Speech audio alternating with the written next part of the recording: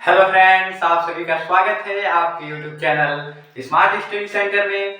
तो दोस्तों, कैसे हैं आप सभी? उम्मीद करते हैं एकदम अच्छे होंगे, मस्त होंगे और जबरदस्त होंगे।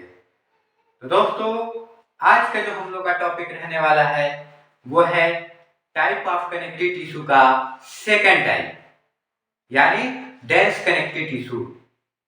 इसके पहले वाले वीडियो में हम लोग पढ़े हैं लूज कनेक्टिव टिश्यू के बारे में, जो कनेक्टिव टिश्यू का फर्स्ट टाइप है। हमने बताया था कि कनेक्टिव टिश्यू के 10 टाइप्स होते हैं। उस 10 टाइप्स में एक लूज कनेक्टिव टिश्यू होता है, एक डेंस कनेक्टिव टिश्यू होता है और एक स्पेशलाइज्ड कनेक्टिव टिश्यू होता है। तो लूज कनेक्टिव टिश्यू को हम एकदम अच्छे से बता चुके हैं इसके पहले वाले वीडियो में। यदि आपने उस वीडियो को नहीं देखा है तो उस वीडियो का लिंक मैं डिस्क्रिप्शन में दे दूंगा, वहां से आप उस वीडियो को देख लीजिएगा। आज का जो हम लोग का टॉपिक रहेगा वो रहेगा डेंस कनेक्टिव टिश्यू पे। What is dense connective tissue? Dense connective tissue क्या है? डेंस कनेक्टिव टिश्यू का कार्य क्या है?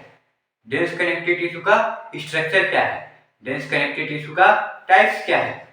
इसके बारे में आज हम डिटेल में बात करेंगे इस वीडियो में। तो चलिए स्टार्ट करते हैं डेंस कनेक्टिव टिश्यू। देखिए, जो डेंस कनेक्टिव टिश्यू होता है वो लूज कनेक्टिव टिश्यू के कंपैरिजन में, यानी लूज कनेक्टिव टिश्यू में क्या था, उसके सेल्स और फाइबर बहुत दूर दूर थे। लेकिन जो डेंस कनेक्टिव टिश्यू होता है, डेंस कनेक्टिव टिश्यू के सेल्स और फाइबर बहुत क्लोज होते हैं, यानी बहुत पास पास होते हैं। डेंस मीन्स घना, यानी इसका स्ट्रक्चर जो होता है घना होता है। सेल भी पास होंगे और उसमें जो फाइबर पड़े हैं वो भी पास होंगे और फाइबर बहुत ज्यादा मात्रा में पाए जाते हैं इसमें। देखिए, ये है आपका ब्लैक कलर का, ये सेल है जो आपको दिख रही है, ये सेल्स हैं, ठीक है, ये सभी सेल्स हैं। और इस सेल्स में आपको रेड रेड दिख रहा होगा, सेल्स के बीच में ऐसा स्ट्रक्चर जो क्या है, धागे हैं, फाइबर हैं। ये फाइबर किससे बनते हैं? फाइब्रोब्लास्ट नाम का एक सेल होता है, वही फाइब्रोब्लास्ट नामक सेल फाइबर रिलीज करता है। और ये फाइबर कार्य क्या करते हैं? तो ये फाइबर हमारे टिश्यू को, सेल्स को स्ट्रेंथ प्रोवाइड करते हैं, मजबूती प्रोवाइड करते हैं, ठीक है। देखिए, इसमें बहुत ज्यादा घने घने फाइबर होते हैं, जो सेल्स होते हैं वो भी बहुत पास पास होते हैं, ठीक है। ये रहा इसका स्ट्रक्चर। यानी अगर मान लीजिए ये लूज कनेक्टिव का बताया था स्ट्रक्चर, इसमें सेल्स यहाँ ऐसे ऐसे होते हैं, इतना दूर दूर होते हैं, ऐसे ऐसे, और इसके बीच में एक आध फाइबर होते हैं। फाइबर ज्यादा घन भी नहीं होते हैं, ऐसा लूज कनेक्टिव टिश्यू में होता है। सेम थोड़ा सा इससे डिफरेंस है डेंस कनेक्टिव टिश्यू, इसके सेल्स बहुत पास आ गए हैं, फाइबर भी बहुत पास आ गए हैं। तो ये है इसका स्ट्रक्चर, ठीक। अब बात करते हैं डेंस कनेक्टिव टिश्यू को। देखिए, it is strongest connective tissue, यानी जो लूज कनेक्टिव टिश्यू है उस कनेक्टिव टिश्यू से ये स्ट्रांग होता है, मजबूत होता है। कौन? Dense connective tissue. यानी लूज कनेक्टिव टिश्यू के कंपैरिजन में ये मजबूत कनेक्टिव टिश्यू होता है। इसका दूसरा नाम ये है also called dense fibrous connective tissue, यानी इसे हम डेंस फाइब्रस कनेक्टिव टिश्यू के नाम से जानते हैं। डेंस फाइब्रस कनेक्टिव टिश्यू क्यों कहते हैं? क्योंकि इसमें बहुत ज्यादा फाइबर पाए जाते हैं, इसलिए इसे फाइब्रस टिश्यू कहते हैं। जैसे मान लीजिए कोई व्यक्ति ज्यादा काला होता है तो उसका नाम कलुआ कलुआ रख देते हैं। कोई व्यक्ति ज्यादा गोरा होता है तो उसका नाम गोरखा गोरखा रख देते हैं। तो वैसे ये भी है, इसमें बहुत ज्यादा फाइबर पाया जाता है तो इसको फाइब्रस नाम रख दिया गया, डेंस फाइब्रस कनेक्टिव टिश्यू, ठीक। तीसरा पॉइंट क्या है? Cells and fibres are close together, यानी जो सेल्स और फाइबर होते हैं एक दूसरे के बहुत क्लोज होते हैं, पास होते हैं, ठीक है। डेंस कनेक्टिव को, जो डेंस कनेक्टिव टिश्यू है इसको हमने दो भाग में डिवाइड किया है। एक है हम लोग का डेंस रेगुलर कनेक्टिव टिश्यू और एक है dense irregular connective tissue. Dense regular connective tissue क्या होता है? तो अगर हम डेंस रेगुलर कनेक्टिव टिश्यू की बात करें तो इसमें जो फाइबर प्रेजेंट होते हैं वो फाइबर सेम डायरेक्शन में होते हैं, यानी एक ही डायरेक्शन में होते हैं, एक ही दिशा में होते हैं। जैसे मान लीजिए ये बीच में इसके सेल्स हैं, ये सेल्स हैं, तो इस सेल्स में जो भी फाइबर होंगे वो सेम डायरेक्शन में होंगे, ऐसे एक ही डायरेक्शन में ऐसे पड़े होंगे। ठीक, एक ही डायरेक्शन में पड़े होंगे तो इसका मतलब इसमें जो स्ट्रेच होगा, खिंचाव होगा, वो एक ही डायरेक्शन में होगा, यानी इसको हम मल्टीपल डायरेक्शन में नहीं खींच सकते हैं। क्यों? क्योंकि इसमें जो फाइबर पड़े हैं वो सेम डायरेक्शन में पड़े हैं। देखिए फाइब्रस जो फाइबर होता है, fibre lie in one direction, यानी फाइबर एक ही डायरेक्शन में लाई होते हैं, लेटे होते हैं, पड़े होते हैं। Its pull is in the same direction, इसमें जो खिंचाव होता है वो केवल एक ही डायरेक्शन में होता है। फाउंड इन द टेंडन और लिगामेंट, इसके सबसे अच्छे एग्जाम्पल हैं टेंडन और लिगामेंट। देखिए ये हमारी आर्म है, भुजा है, भुजा में जो हम लोग का फोर आर्म और आर्म होता है, ये आर्म होता है, ये फोर आर्म होता है। तो फोर आर्म में हमारा होता है कौन सा बोन, सॉरी आर्म में कौन सा बोन होता है, ह्यूमरस, और फोर आर्म में दो बोन होता है, कौन सा, रेडियस और अल्नार। ठीक है, तो ये हो गया हम लोग का। देखिए यहाँ पे जो हमारे ह्यूमरस होता है ना, उस ह्यूमरस से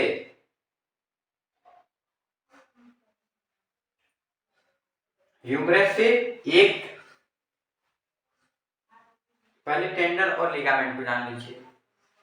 देखिए जो टेंडन और लिगामेंट होता है वो क्या होता है, तब इसको आप अच्छे से समझ जाएंगे। पहले टेंडन और लिगामेंट जानिए। टेंडन और लिगामेंट ये क्या है, हमारे बोन को बोन से जोड़ने के लिए और बोन को मसल से जोड़ने के लिए इनका काम होता है। अब रही बात कि कौन बोन को बोन से जोड़ता है और कौन बोन को मसल से जोड़ता है, तो सबसे पहले हम बात करते हैं टेंडन। टेंडन किससे किसको जोड़ता है, इसके लिए एक फार्मूला होता है आपको याद करने के लिए। ये क्वेश्चन हम किसी वीडियो में पूछे थे, ठीक है, कुछ लोगों ने रिप्लाई दिया था, अब पता नहीं कौन कौन थे। ठीक है, MTB ये एक फार्मूला है, और BLB, LLB, BLB अन्य कोई डिग्री है BLB। MTB से मतलब मसल्स, और T से टेंडन, B से बोन। मसल और बोन को जोड़ने का काम कौन करता है, टेंडन करता है। यानी ये मान लीजिए मसल है और ये बोन है, तो इस मसल और बोन को दोनों को जोड़ने का काम कौन करेगा, बीच में से टेंडन करेगा। अब ये नहीं कि ये मसल है और ये बोन है जाके इसमें इंटर हो जाएगा, नहीं, इनके बीच में एक तीसरा व्यक्ति होता है मध्यस्थता कराने के लिए, वो कौन है, टेंडन है। और बोन को बोन से जोड़ने के लिए कौन काम करेगा, जैसे मान लीजिए ये दोनों बोन हैं और इस दोनों बोन को, अब ऐसा नहीं कि हमारे जो टिबिया ह्यूमरस और टिबिया बोन है, सॉरी रेडियस बोन है, उस पे ऐसे दोनों जुड़ जाएंगे, ऐसा भी नहीं है। दोनों बोन एकदम डायरेक्ट अटैच नहीं होती हैं। जब हमारी सारी बोन एकदम अटैच हो जाएंगी तो हम एकदम समझ लीजिए कि बम्बू जैसे हैं, बांस जैसे हैं, हम ऐसे ना झुक सकते हैं, न चल सकते हैं, कुछ नहीं कर सकते हैं। ठीक है, तो हमारी बोन ऐसे अटैच नहीं होती है, खंडे खंड में अटैच होती है। ठीक है, तो उस बोन को बोन से जोड़ने का काम कौन करता है, लिगामेंट। बी से बोन, बी से बोन, और एल से लिगामेंट। तो अब आइए यहाँ देखते हैं बोन, ये हमारी बोन है, डॉगी वाली बोन है, डॉगी वाली, कुत्ते वाली बोन है। ठीक है, और ये आपको जो ब्लैक कलर से दिख रहा है ये क्या है, मसल्स है। आपको दिख रहा होगा कि बोन मसल्स किसी के माध्यम से अटैच हैं।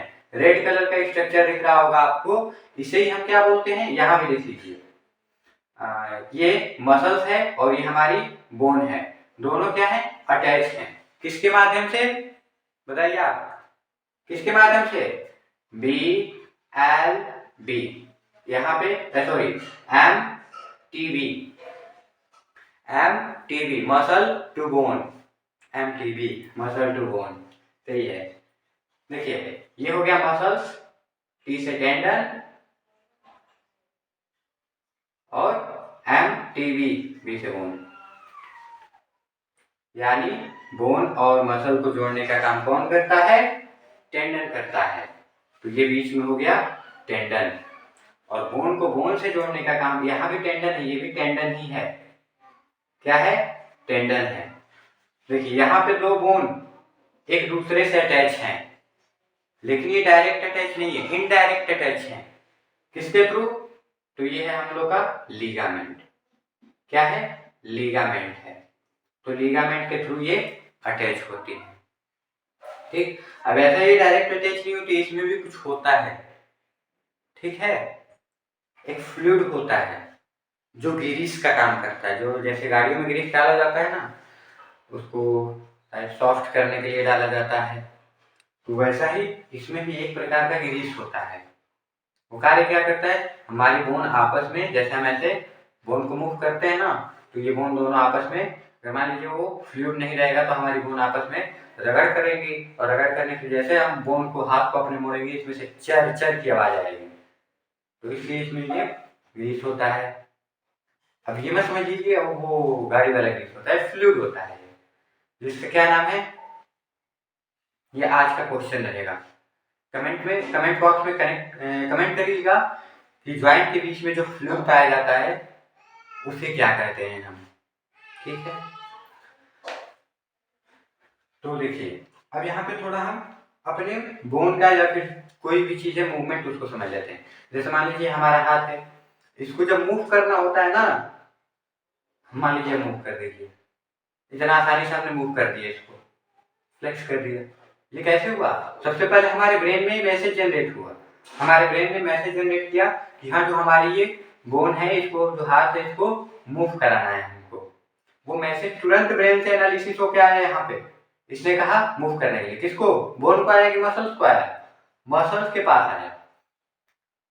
यानी जब हमको फ्लेक्स करना है तो मैसेज मसल्स के पास आता है। मसल्स क्या करती है, वहां पे कॉन्ट्रैक्ट होती है, मान लीजिए मसल्स ऐसे रिलैक्स है, ऐसे रिलैक्स है, ठीक। तो जब मैसेज आता है तो मसल्स क्या करती है, कॉन्ट्रैक्ट होना स्टार्ट करती है, धीरे धीरे सिकुड़ती है। तो जैसे सिकुड़ती है तो इसमें जो आपका टेंडन पड़ा होता है, ये टेंडन इसको खींचता हुआ, जैसे मान लीजिए ऐसे है, सिकुड़ेगी तो ऐसे खींचते हुए ऐसे लेकर आएगा, तो ये हो गया हम लोग का फ्लेक्शन, यानी हमने बेंड कर लिया अपने हाथ को। जैसे फिर इसको फैलाने का मैसेज आता है, धीरे धीरे मैसेज मसल्स रिलैक्स होती है, हमने फैला लिया। तो इस प्रकार से होता है हम लोग का मूवमेंट, सारे जगह का मूवमेंट होता है, चाहे हमारे पैर का हो, किसी भी चीज का मूवमेंट हो, सब मसल्स के द्वारा ही होता है, ठीक। तो ये रहा हम लोग का डेंस रेगुलर कनेक्टिव टिश्यू, यानी इसका जो सेल्स होता है, सेल्स में जो फाइबर पड़े होते हैं एक ही डायरेक्शन में पड़े होते हैं, एक ही डायरेक्शन में पड़े होने की वजह से इनमें जो स्ट्रेच होता है, खिंचाव होता है, वो एक ही डायरेक्शन में होता है, और इसका मेन एग्जांपल है टेंडन और लिगामेंट, ठीक। अब हम बात कर लेते हैं डेंस इरेगुलर कनेक्टिव टिश्यू। देखिए अगर डेंस इरेगुलर कनेक्टिव टिश्यू की हम बात करेंगे, तो डेंस इरेगुलर कनेक्टिव टिश्यू के मान लीजिए ये सेल्स हैं, स्ट्रक्चर इसका कैसे होगा, ये मान लीजिए सेल्स है, इसको पता है कि हमको किसी तरह जिधर से मन करता है व्यक्ति उधर से खींच देगा, इसलिए इसने अपना जो भी फाइबर है उसको मल्टीपल डायरेक्शन में विस्तृत किया, फैलाया है। मान लीजिए इधर से भी फाइबर है, इधर से भी है, इधर से भी है, इधर से भी है, इधर से भी है, इधर से भी है, ऐसे ऐसे, यानी मल्टीपल चारों दिशा में इसके फाइबर पड़े हुए हैं। क्योंकि इसका जो स्ट्रेच होता है उसका स्ट्रेच मेन ही डायरेक्शन में होता है, यानी कोई व्यक्ति इधर से खींच रहा है, कोई पीछे से खींच रहा है, कोई अगल से, कोई बगल से, कोई हर जगह से खींच रहा है, इसलिए इसका फाइबर मल्टीपल डायरेक्शन में होता है। और ये वही पाया जाता है जहां पे खिंचाव मल्टीपल डायरेक्शन से आती है, कई सारी दिशाओं से आती है, ठीक है। तो ये है इसका स्ट्रक्चर। अब हम बात कर लेते हैं। देखिए फाइबर्स लाई इन मल्टीपल डायरेक्शन, यानी इसके जो फाइबर हैं मल्टीपल डायरेक्शन में लेटे हुए हैं पाए जाते हैं। ठीक, it stretch in many direction, यानी इसके जो खिंचाव हैं वो मैनी डायरेक्शन में होते हैं, कई सारे दिशाओं में होते हैं। Found in the pericardium, pericardium में पाया जाता है। पेरिकार्डियम क्या है? देखिए जो पेरिकार्डियम है दो वर्ड से मिलकर बना है, एक है पेरी और एक है कार्डियम। इसको मिटा रहे हैं, ठीक है, देखिए इसको मिटा दिए।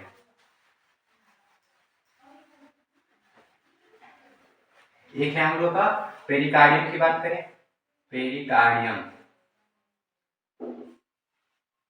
पेरिकार्डियम हम लोग का दो वर्ड से मिलकर बना है, एक है पेरी और एक है कार्डियम। पेरी मीन्स क्या होता है? अराउंड, अराउंड चारों तरफ। कार्डियम मीन्स कार्डियम वर्ड किसके लिए यूज होता है? हार्ट के लिए, हार्ट के लिए यूज होता है। हार्ट मतलब हृदय, दिल, यानी इसका मतलब क्या हुआ?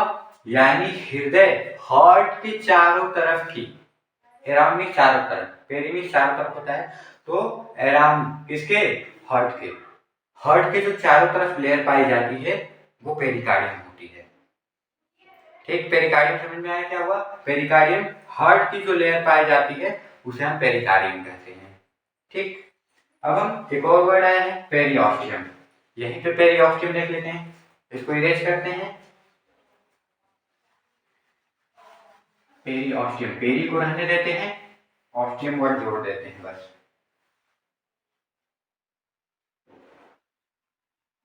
ऑस्टियम, देखिए इसमें भी पेरी है और ऑस्टियम है। ऑस्टियम किससे, ऑस्टियम की ओरिजिन किससे हुई? ऑस्टियो से हुई है।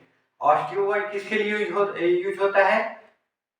बोन के लिए, यानी peri means around, osteo means bone. Osteum osteo से ओरिजिन हुई है, ऑस्टियम ऑस्टियो से ओरिजिन हुआ है, तो ये इसका अर्थ क्या हो गया? अराउंड, और इसका अर्थ क्या हो गया? बोन। ऑस्टियो नहीं लिख रहे हैं, सीधे बोन लिख रहे हैं, ठीक है। तो बोन के चारों तरफ की कवरिंग क्या होती है? पेरिऑस्टियम होती है। ठीक, एक और वर्ड है पेरिकॉन्ड्रियम, इसको भी मिटा रहे हैं, इतना मिटा देंगे तो हम लोग का काम चल जाएगा, आधा बस मिटा रहे हैं। पेरिकॉन्ड्रियम, देखिए पेरिकॉन्ड्रियम, पेरिकॉन्ड्रियम, पेरी पेरी रहेगा ही, और कॉन्ड्रियम एक वर्ड है,